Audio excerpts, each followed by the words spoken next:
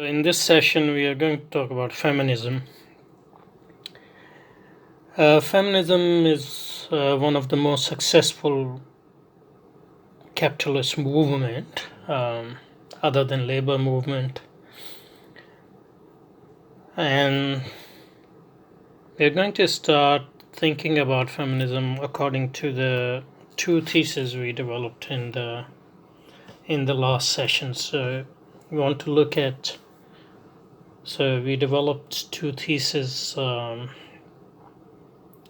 regarding the capitalist movements, and if feminism is one of the most successful capitalist movements, so we want to apply those two theses in understanding feminism to see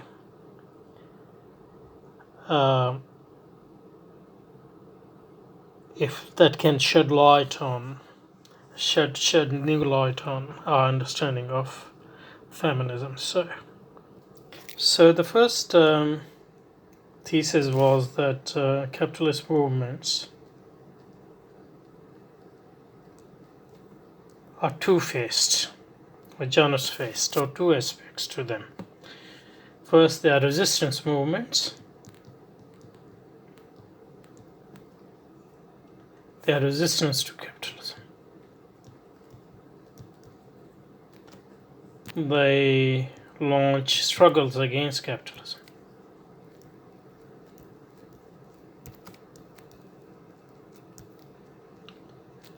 But the resistance and struggle they launch is not for overcoming capitalism or transcending capitalism or overthrowing capitalism, but at most to reform capitalism.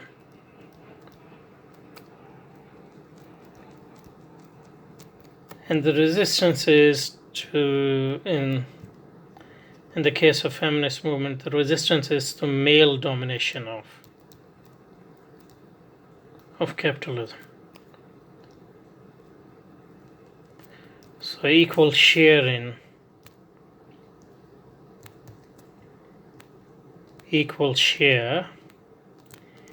in the process, as well as the fruit of capitalism. And that pretty much is similar to labor movement, because labor movement also is the movement which demands equal reform of capitalism, in the sense that it wants to overcome the capitalist domination of capitalism. So it wants labor to be part of the capitalist process.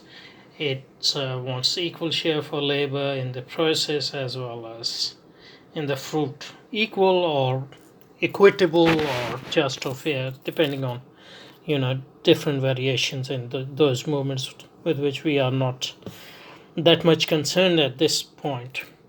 So when we look at the resistance part,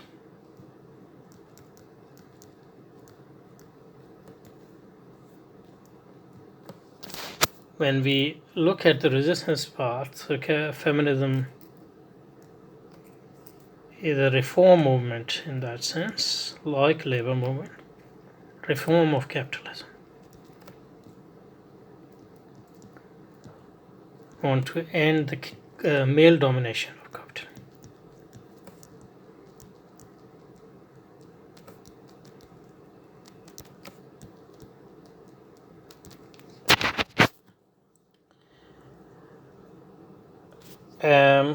Number 3, it wants equal share in the running of capitalism, in the process as well in the proceeds, so to speak. So in the form this has taken historically is the struggle for the rights. It struggles for the equal rights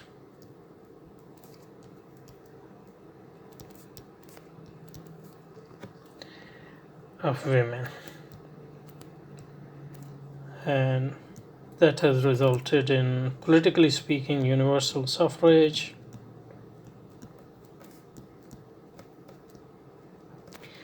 and in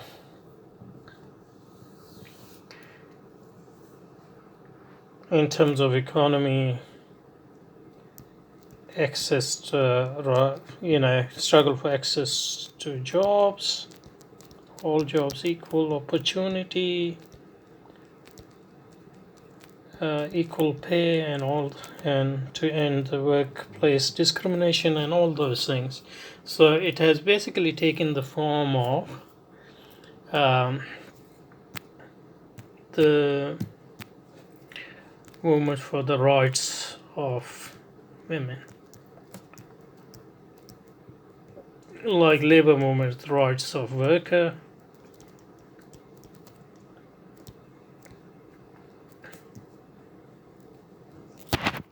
and both movements in that sense has been very successful. Doesn't mean that there isn't a lot of work remaining to be done, but they have been successful in the developed capitalist countries in achieving their respective rights, the rights of the women and the rights of the workers in the developed world. And this leads us to the second aspects of capitalist movements, and that they are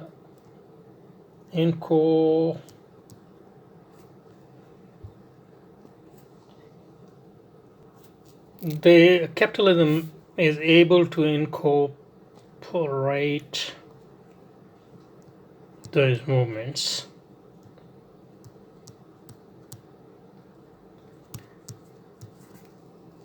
so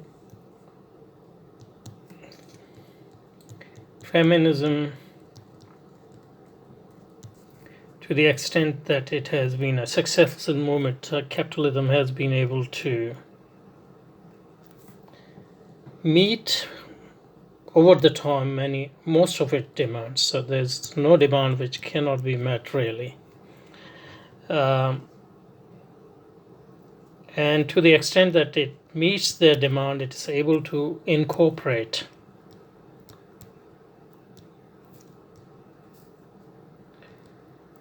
feminist movements and labor movements, and they become part and parcel of the capitalist system. In fact, as we will see, they become the reason capitalism is so successful and so strong today, because it has been able to incorporate feminist movement, incorporate labor movement through meeting most of their demands. And once they become part of the system, then they are no longer the threat they were, even though their struggle and their resistance potential still remains. But what capitalism is able to take off, or what capitalism is able to ward off, is the revolutionary potential of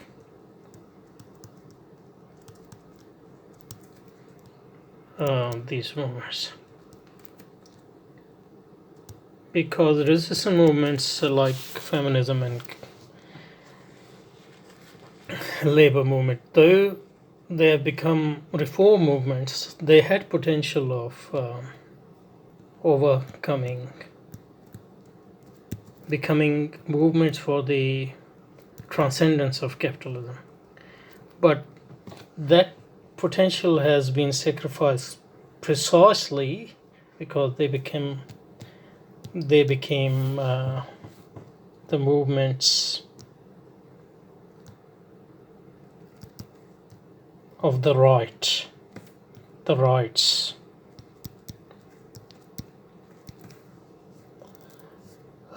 In the case of feminism, the rights of the women. In the case of labor movement, the rights of the worker. And when any movement becomes the movement of which demands rights,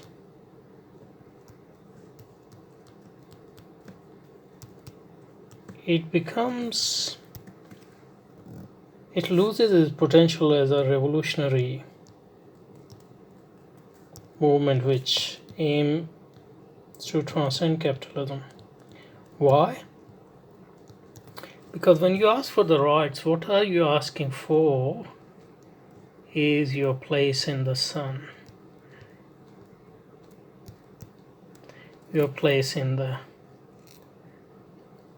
or your part of your piece of the cake. So you are no longer objecting to the making of that cake or the process itself. And the demand for rights also congenial to capitalism in the sense that the demands for rights is based on the basic value of freedom, which is also what capitalism is based on, either freedom from or freedom to. And once you have freedom from, and then the freedom to actually becomes the freedom to accumulate and share part of that accumulation. So you become subjected to capitalism when you demand something which when you make a demand which can be actually met. If there were rights or demands which cannot possibly be met, then that's a different story. But if you seek rights from capitalism, that means you are implicitly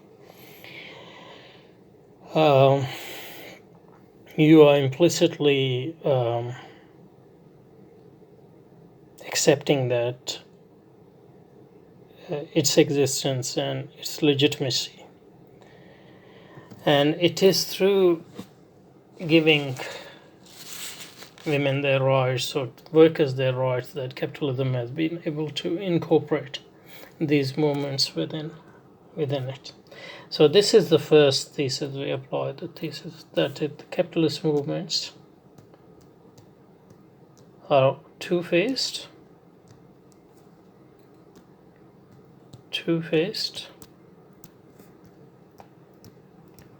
So in the case of feminism, it's a resistance movement. It's a movement for struggle for the rights of women, and it has been successful in this, and to the extent that it is successful, capitalism has been able to incorporate feminist movement, and it has been able to stunt. It has been able to kill the revolutionary potential of this movement. So that leads us to the second part of our thesis, that capitalist movements, on the one hand, they are movement of resistance against capitalism or aspects of capitalism. They are struggles against capitalism. But these struggles, when they become successful through becoming struggles for the rights, they can be easily incorporated into capitalism, and they lose their revolutionary potential. So that's the first thesis. The second thesis was that capitalist movements like feminism and labor movements, they have different roles in the developed capitalism, within developed capitalist societies, as against non-capitalist societies or developing capitalist societies. And we said that in developed capitalist society, they still retain their resistance to capitalism, at least because struggles for rights can always go, because there are always people who need the recognition of their due share in the process, as well as the proceeds of capitalism. So that resistance aspects remains of both labor movement and feminism, even though with the triumph of neoliberalism, labor movement has weakened beyond recognition. On the other hand, feminism is still very strong and still very powerful and still very relevant, because its demands, because it really doesn't pose the sort of threat to capitalism which labor movement posed, and also because, as we'll see at some point, it is essential for the developed capitalism to keep women dedicated to the pursuit of freedom and autonomy, because that is the way it can instrumentalize them for strengthening the system itself. On the other hand, in the developing country, capitalism, feminism is also playing a huge successful role as agent of imperialism, because in developing countries, in the developing countries, the main function of these movements is to break the non-capitalist institution, so that the space is cleared for the development of capitalism in those societies. And one of the most important non-capitalist and even anti-capitalist institution is family.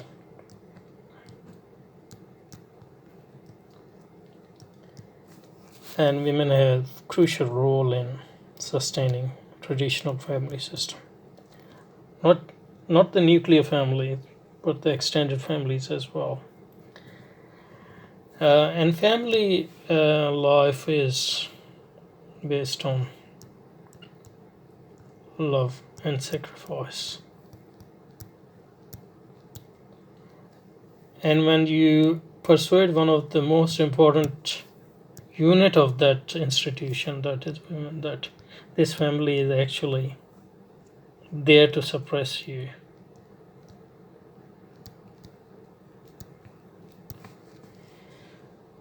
and your real being is your individual existence, and to achieve that individual existence you need to free yourself from the shackles of the family, and to develop yourself as a self-autonomous being which is able to set and pursue her own goals in this life, independent of the demands of the family and demand of the family institution. And what happens is that if this movement is successful, family is broken. And when family is broken, then space is clear for the development of atomistic individual who then have no other choice but to serve capital.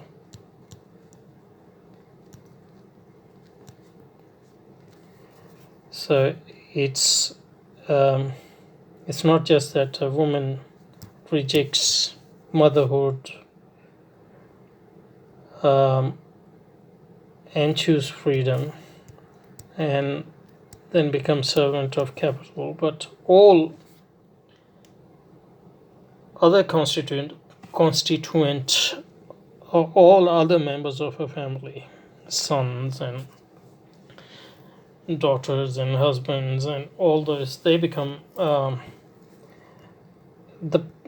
the space is clear for them to become atomized individual as well. So, and as a core institution of traditional society, its family is broken, then traditional society also is broken or crumbles or weakened, and the resistance to capitalism becomes very weak, because one of the core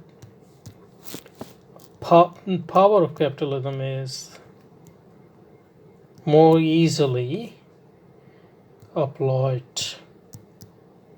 on individual. The charm of and lure of capitalism in different form is easily applied when individual is separated from the family and the extended families and the tribes and the nations, and on his or her own, and then that individual, that atomistic or atomized individual can easily fall prey to the lure of capital and can become a servant of capital or slave of capital. So when people reject love and sacrifice and choose freedom, what they really historically what they choose in our type of society is to the service of capital. Obviously, in this service, people are then rewarded according to how much they serve their new lord, which is the capital. So, in this second aspect, feminism has been very successful, and even one of the greatest threat to the family life and communal life today in non-capitalist society is the feminist movement as an agent of capitalism, willing to be part of the movement to destroy families, to destroy communities, to destroy traditions and traditional societies, and choose individualism, choose freedom, choose the illusion of autonomy, and choose to serve capital rather than motherhood. So in this feminism has been very successful, and to the extent that it has been successful, those traditional societies are becoming more capitalist.